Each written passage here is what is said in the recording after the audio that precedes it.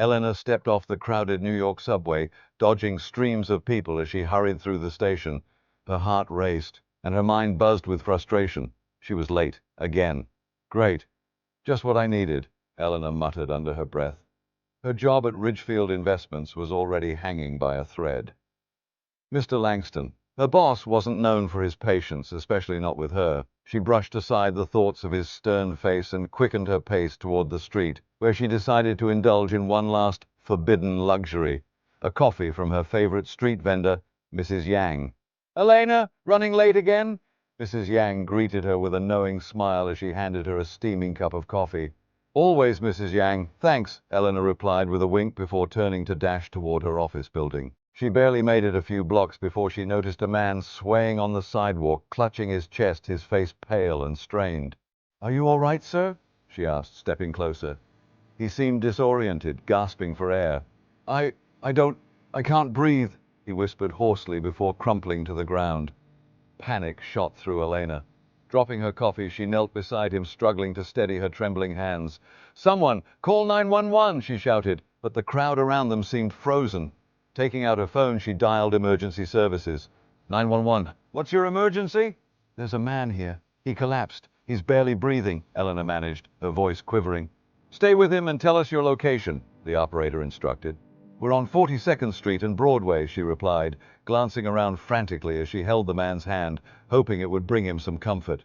She didn't leave his side until the ambulance arrived. The paramedics loaded him onto the stretcher, and one of them gave her a reassuring nod. "You probably saved his life. Your quick thinking made all the difference." As they drove off, Elena glanced at her phone.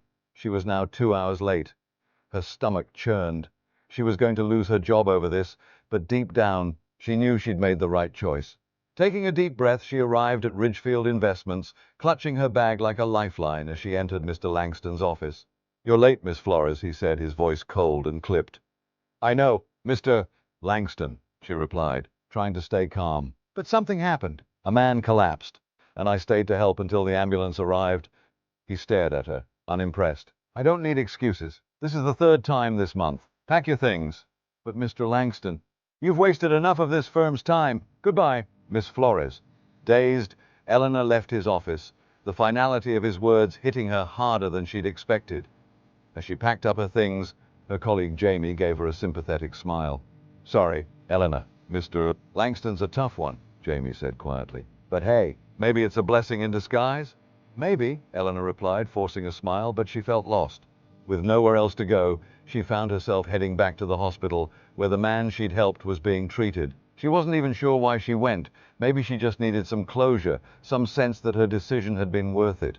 At the hospital reception, she asked about him, explaining she was the one who'd called the ambulance. "Room 308, the nurse said, offering a kind smile. "He's stable, but still unconscious. You're welcome to sit with him for a while." She entered the dim room, taking a seat by his bed. The rhythmic beeping of his monitors filled the silence as she watched him, noting the lines of worry etched on his face. He looked to be in his 40s, well-dressed, a professional like her. What was his story? "I don't even know your name," she whispered, almost to herself, "but I hope you know that you matter." Days passed. Despite the bruises to her pride and her growing pile of bills, Elena visited the hospital every day, telling the unconscious man stories about her job hunt, her life, and her newfound questions about her own future. One morning, as she entered the hospital room, she was greeted by a surprise. The man was awake, blinking against the light as he looked around, his eyes finally landing on her. "You," he said, his voice barely a whisper. "You're the one who helped me?" Elena nodded, feeling a strange sense of relief. "Yeah, you were in rough shape." He tried to sit up, grimacing. "Thank you. I'm Henry Decker." She introduced herself and they spoke for a while, him asking questions about what had happened and her recounting the details, even sharing how she'd lost her job in the process. That's terrible," he murmured. "I can't believe you lost your job because of me." Elena laughed, brushing it off. "It's all right. I'm sure something else will come along." Over the next few days, she continued visiting, bringing small gifts, a newspaper, a pack of tea, even a book she'd been reading, which they joked about as he recovered. She'd come to value these visits, finding a strange comfort in their daily conversations. One day, he looked at her, his expression more serious. "Elena, you risked a lot to help me. I want to do something for you. How about a lunch once I'm out of here?" She was taken aback, but accepted, smiling. "That sounds wonderful." The following week, Henry finally left the hospital, and true to his word, he invited Elena to lunch at an upscale restaurant downtown. She hesitated in front of the elegant facade, but Henry greeted her warmly, instantly putting her at ease. Over lunch, he shared a bit about himself. As it turned out, he was the CEO of a prominent tech firm. His collapse had been the wake-up call he needed. He'd been working relentlessly, ignoring his health, until it nearly cost him his life. "You reminded me that there's more to life than just work," he said, "and I'd like to help you too." Her eyes widened in surprise. "Really? But, I don't know anything about tech." Henry chuckled.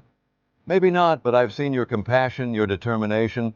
I'm starting a foundation to support people going through tough times, to provide them with the help they need to get back on their feet. And I need someone with heart to help me run it." Elena's heart raced.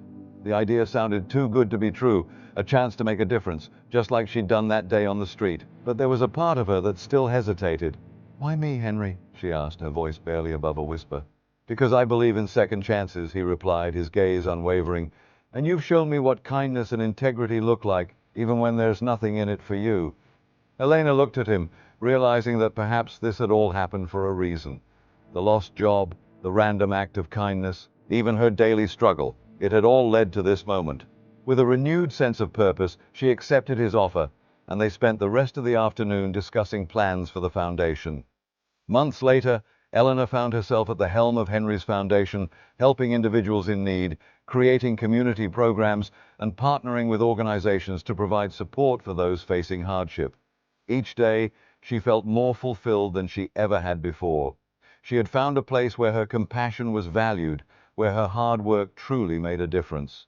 And as she stood in front of a packed room at the Foundation's first event, she glanced at Henry, who gave her a nod of encouragement. Smiling, she began her speech, filled with gratitude for the strange twists of fate that had brought her here. As she looked out at the audience, she thought back to that day on the street, and she knew that losing her old job had been the best thing that could have happened. Sometimes, second chances came in the most unexpected ways, and sometimes they were exactly what you needed to finally find your purpose.